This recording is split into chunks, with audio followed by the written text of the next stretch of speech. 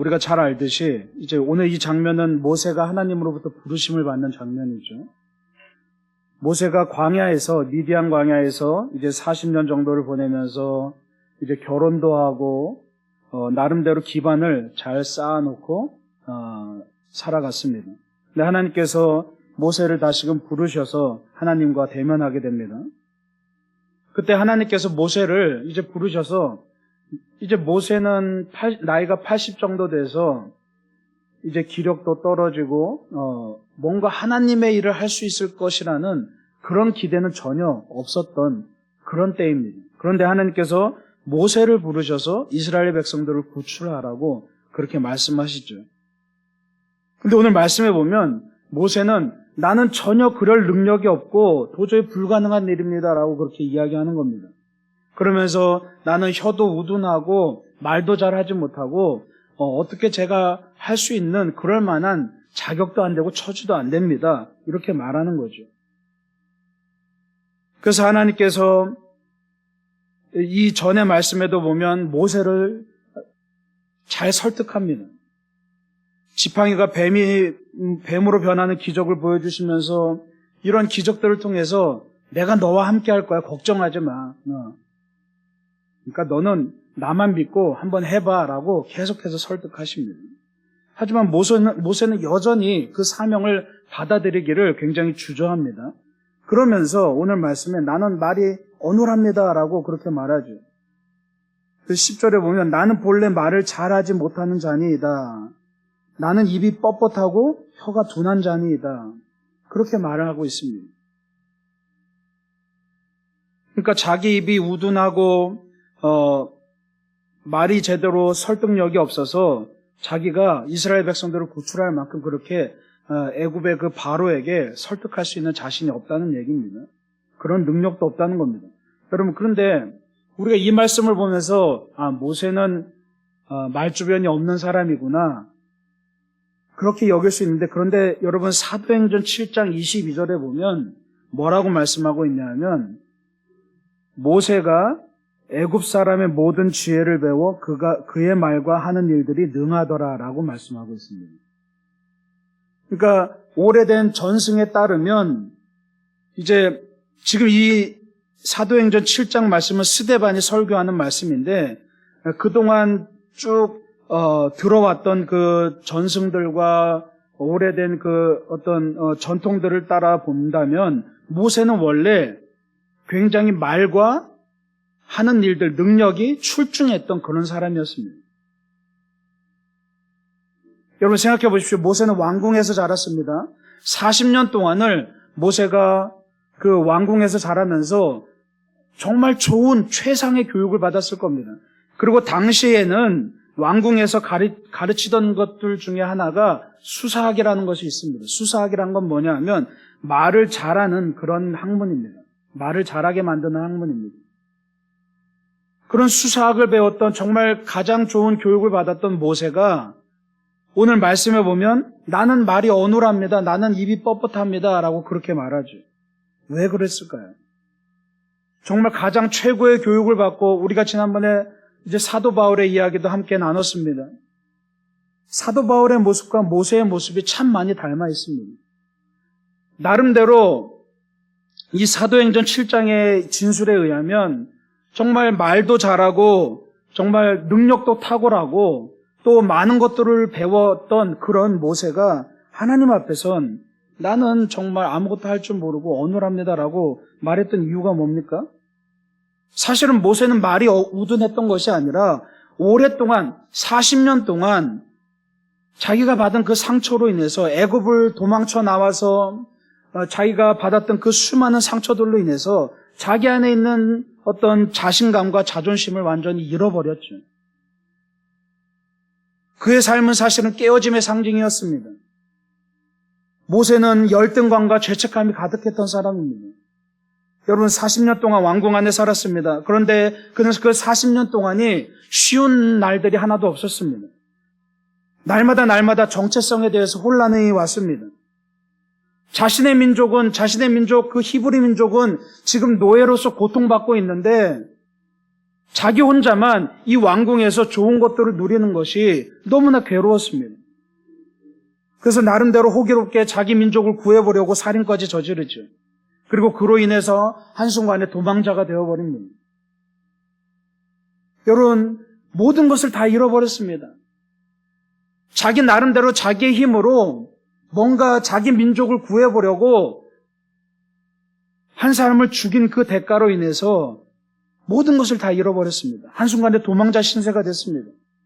이제 왕궁에서 폼나게 살던 사람이 아니라 이제 양이나 돌보는 저 미디안 광야 시골의 척박한 땅에 한 목동으로서 살아갈 수밖에 없습니다.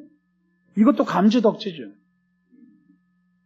그래서 40년 동안 거기서 결혼도 하고 가정을 꾸리면서 이제 그냥 평범하게 안정된 삶을 추구하면서 살아가는 평범한 사람으로 이제 40년 동안을 살아갑니다. 그런데 어느 날 하나님께서 모세를 호렙산으로 부르셔서 갑자기 뜬금없이 정말 나는 평범한 사람인데 예전에 왕년에 그 40년 동안의 애굽의 그 왕궁 안에서의 영화는 온데간데 없이 사라지고 다시 또 다른 40년 동안 나는 이 미디안 광야에서 그저 양이나 치는 그런 평범한 사람인데 이제 나는 나이가 80이 되어서 이제 더 이상 뭔가 희망이라고 찾아볼 수 없고 그냥 남은 여생 편안하게 보내는 것이 내 일생일 때의 유일한 소망인 사람에게 하나님께서 나를 부르셔서 갑자기 뭐라고 말씀하십니까? 이스라엘 백성들을 다 구출해내라고 말씀하십니다. 내가 뭐라고? 내가 무슨 힘이 있다고? 내가 할 수 있는 것이 무엇이 있다고? 정말 뜬금없죠. 그러나 하나님께서는 모세를 이스라엘의 리더로 삼으시기 위해서 사실은 하나님의 계획이 있었습니다. 하나님께서는 먼저 모세를 40년이라는 그 미디안 광야에서 40년이라는 시간을 그를 깨어지도록 만드셨습니다. 우리가 지난 시간 민수기를 함께 쭉 묵상하면서 배워왔습니다. 광야에서의 40년은 이스라엘 백성들에게 깨어지는 순간이었습니다. 내가 아무것도 할 수 없다는 것을 깨닫기 위해서 40년이 걸렸습니다.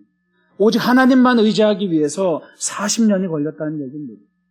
그리고 그 이스라엘 백성들을 인도하기 위해서 먼저 모세 자신이 40년 동안 광야에서 철저하게 깨어져서 나는 아무것도 할 수 없는 사람입니다. 나는 이제는 내 입도 어눌해져서 말도 제대로 할 수 없는 그런 존재입니다라고 그렇게 고백하는 지경까지 하나님은 모세를 완전히 깨어지게 만드셨다는 겁니다.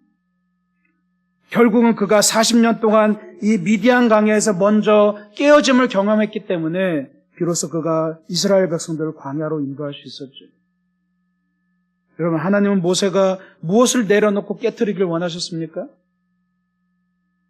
여러분, 사도행전 7장 25절에 보면 뭐라고 또 말씀하고 있냐면 그는 그의 형제들이 하나님께서 자기의 손을 통하여 구원해 주시는 것을 깨달으리라고 생각하였으나 그들이 깨닫지 못하였더라. 이 말씀 뭐냐 하면 모세가 자기 동족을 구하려고 살인을 저지를 때 그의 마음에 어떤 마음이 있었냐 하면 그냥 단순히 우발적으로 애굽 사람을 죽인 것이 아니라 자기 민족들이, 자기 히브리 민족들이 고통을 당하고 차별을 당할 때 자기 나름대로는 오늘 말씀해 보면 하나님께서 자기 손을 통하여 구원해 주시는 것을 깨달으리라고 생각했다라고 말하고 있습니다. 즉 하나님께서 나를 통해서 뭔가 우리 민족들을 해방해 주실 것이다, 자유를 주실 것이다라는 그런 자기 나름대로의 믿음이 있었다는 얘기입니다.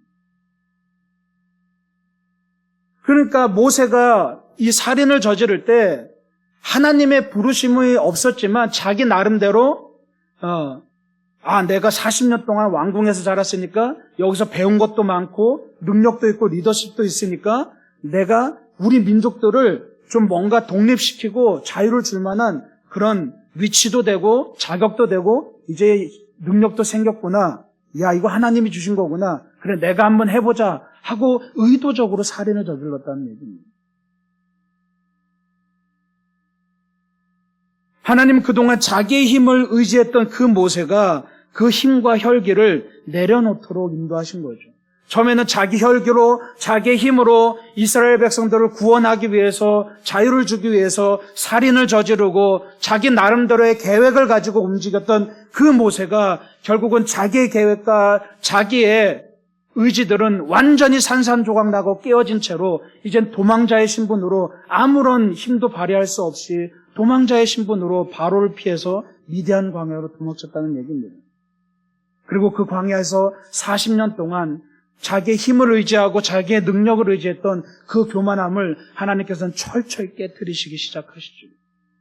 그리고 그것이 부서지고 자기의 자아가 깨져서 완전히 먼지처럼 사그러졌을 때, 결국은 자기 스스로는 아무런 희망을 볼 수 없었을 때, 결국 그때에 이르러서 하나님은 모세를 부르십니다.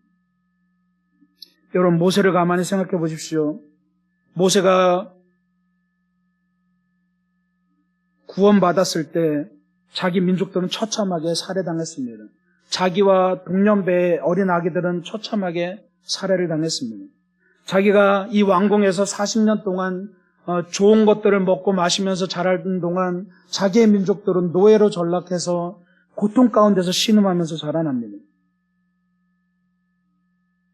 또한 모세 자신 또한 이 왕궁에서 살긴 하지만 히브리 민족이라는 그 정체성 때문에 다른 왕자들과는 다르게 한없이 차별 대우를 받으면서 자랐을 겁니다. 히브리 민족이라고 무시를 당했을 것이고 비난을 받았을 겁니다. 결국 그의 분노가, 그의 혈기가 결국 살인을 저지르게 되죠. 그 마음 안에 자리 잡은 분노가 결국 자기의 삶을 무너뜨리게 됩니다. 그래서 어린 시절부터 자라면서 내가 우리 민족을 구원하기 위해서 내가 힘을 가져야겠다는 그런 야망을 쌓게 되죠. 여러분, 사탄은 언제나 우리에게 뭐라고 유혹합니까? 우리에게 힘을 주겠다고 유혹합니다. 그걸 조심해야 됩니다. 우리가 잘 아는 아주 유명한 영화가 있습니다. 반지의 제왕이라는 영화가 있습니다. 거기에 보면 하나같이 그 절대 반지, 온 세상의 힘을 다 가질 수 있는 절대 반지를 차지하기 위해서 서로 싸웁니다. 근데 다 하나같이 그 반지를 차지하기 위한 명분은 다 하나같이 선합니다. 내가 이 반지를 통해서 이 세상을 구원할 거야. 그래서 정말 좋은 세상을 만들 거야. 그렇지만 그 반지를 손에 끼는 순간 악하게 변하기 시작합니다.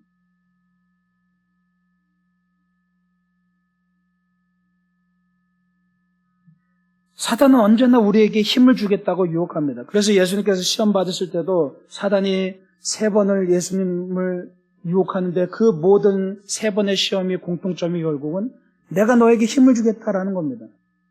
너의 힘을 사용해라라는 겁니다. 그리고 네가 나의 앞에 엎드리면 내가 이 세상을 다스리는 힘을 너한테 주겠다라는 겁니다. 그러나 예수님은 다 뿌리치시죠. 예수님이 만약에 거기에 굴복했다면 예수님은 예수님일 수 없었을 겁니다. 이 세상에 힘을 가져야만 네가 구원을 베풀 수 있다라는 그 사단의 유혹 앞에서 예수님께서 그 힘을 포기하셨기 때문에 그래서 예수님은 우리에게 구원을 주셨다는 사실을 여러분 기억하시기 바랍니다. 그래서 하나님은 모세가 깨어지도록 40년 동안 이 미디안이라는 광야에서 훈련을 시키십니다. 그리고 스스로 연약함을 깨달았을 때 하나님께서 그에게 이 위대한 지도자로서의 사역을 감당하게 하시죠.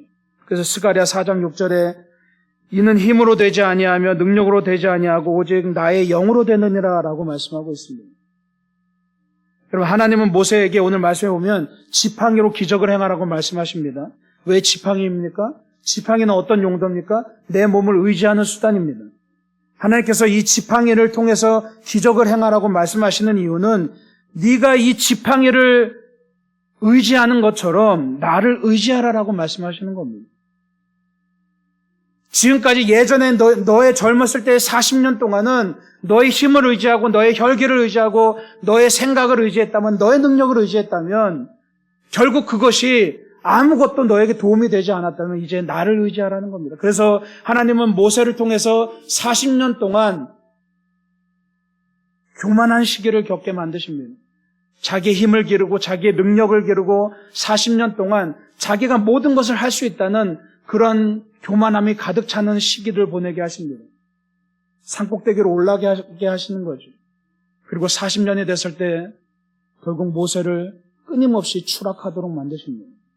결국 내가 세상에서 만들어 온 힘, 내가 세상에서 만들어 온 내 능력, 내가 세상에서 만들어 온 내 커리어, 내 어떤 경력들, 이런 것들은 결국 아무 소용이 없다는 것을 철저하게 깨닫게 만드시죠.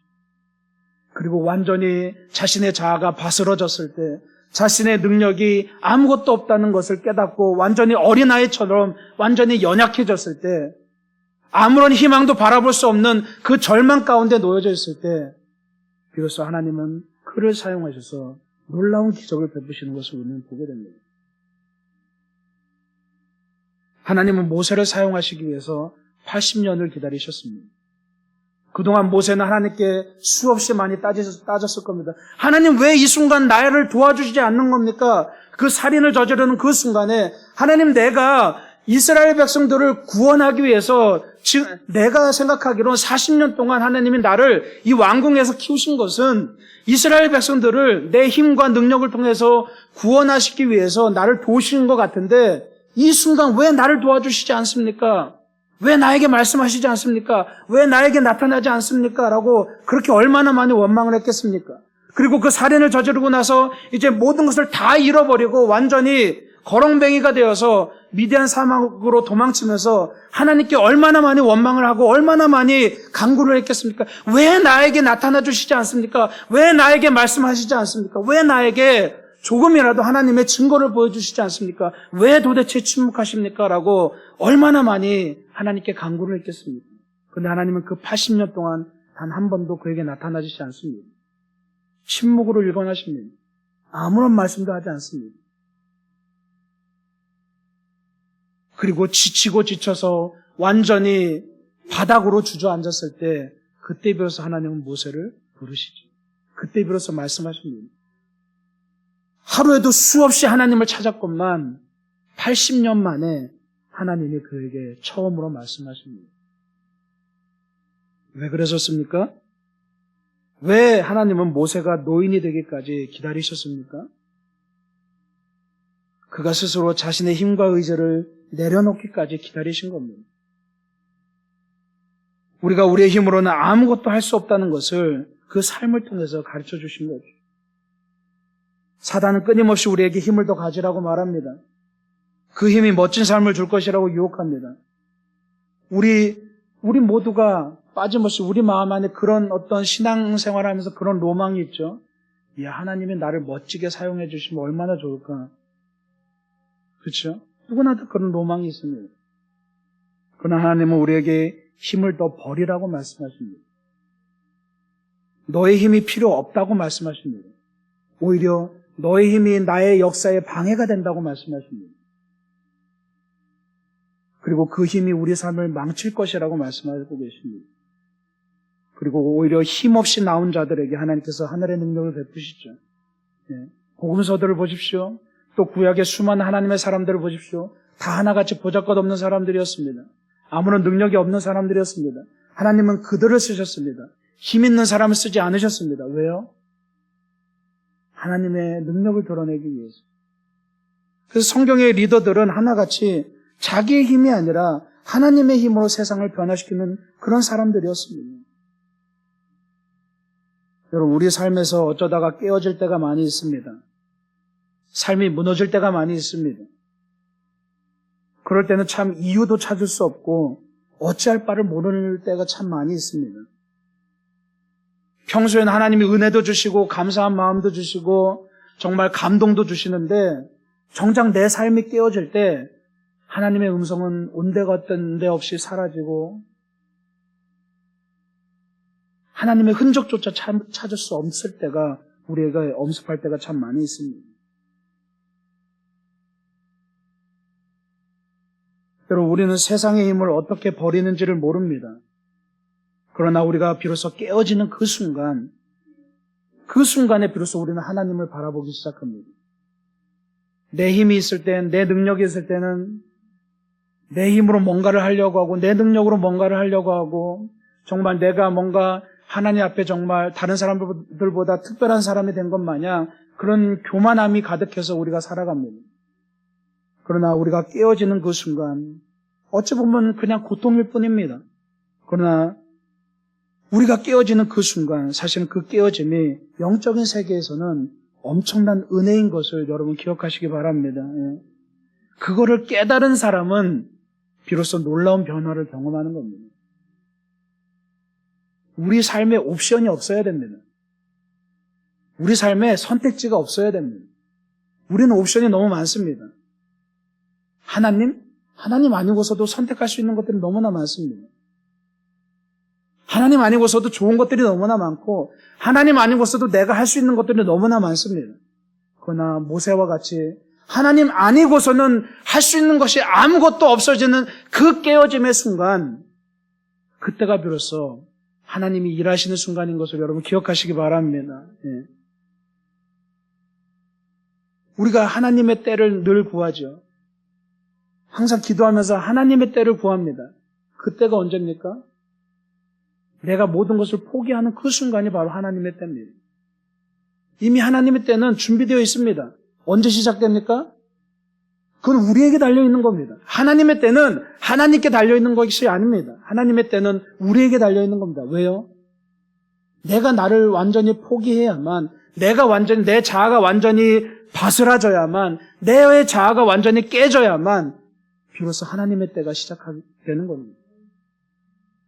우리 삶이 깨어지는 그 순간이 올 때 세상 사람들은 원망하고 고통스러워하고 세상 사람들은 절망하지만 오히려 바로 그 순간이 하나님이 주시는 놀라운 기회가 된다는 것을 여러분 기억하시기 바랍니다. 바로 그 순간이 하나님이 일하실 기회입니다. 그리고 바로 그 순간이 호렙산의 떨게나무가 되는 겁니다. 여러분이 지금 호렙산의 떨게나무 아래 서 있다면 여러분의 신을 벗어 던져야 됩니다. 신을 벗으라는 말은 뭡니까? 내가 할 수 있다는 것, 내가 어디든가를 갈 수 있다는 것, 내가 내 마음대로 내 삶의 방향을 정할 수 있다는 그 모든 것을 깨트리라는 얘기죠. 그 순간 그곳이 거룩한 곳이 되는 겁니다. 나를 포기하는 순간, 나를 깨트리는 순간, 바로 그 순간이 진정한 호렙산의 떨기나무가 된다는 것을 여러분 기억하시기 바랍니다. 바로 그 선 곳이 바로 거룩한 곳이고 하나님이 계시는 곳입니다. 여러분이 하나님의 임재를 경험하고 싶다면, 하나님을 만나고 싶다면 그거는 하나님께 달린 게 아닙니다. 여러분에게 달린 겁니다. 내가 내 모든 것을 포기하고 내 힘을 포기하고 완전히 깨어진 그 순간 하나님께서 여러분을 만나주신다는 것을 여러분 기억하시기 바랍니다. 그리고 하나님께서 여러분들에게 이미 보여주신 그 부르심, 여러분 한 사람 한 사람을 이 땅에서 정말 귀하게 하나님의 목적에 맞게 사용하시려고 하는데 그 목적을 여러분들에게 보여주신다는 겁니다. 우리가 살아가는 가운데 수많은 깨어짐들이 있습니다. 세상 사람들은 그것을 고통이라고 말합니다. 그러나 적어도 여기 앉아있는 우리에게는 바로 그 순간이 기회이고 바로 그 순간이 하나님을 만나는 거룩한 시간이라는 것을 여러분 깨달으시기 바랍니다. 그리고 다가오는 한 주를 살아가는 가운데서도 여러분의 삶 가운데 하나님께서 주신 그 놀라운 은혜들을 하나하나 발견하면서 그 보물을 하나하나 발견하면서 정말 그 은혜에 감사하며 살아가는 그런 여러분 되시길 간절히 축원합니다. 기도하겠습니다.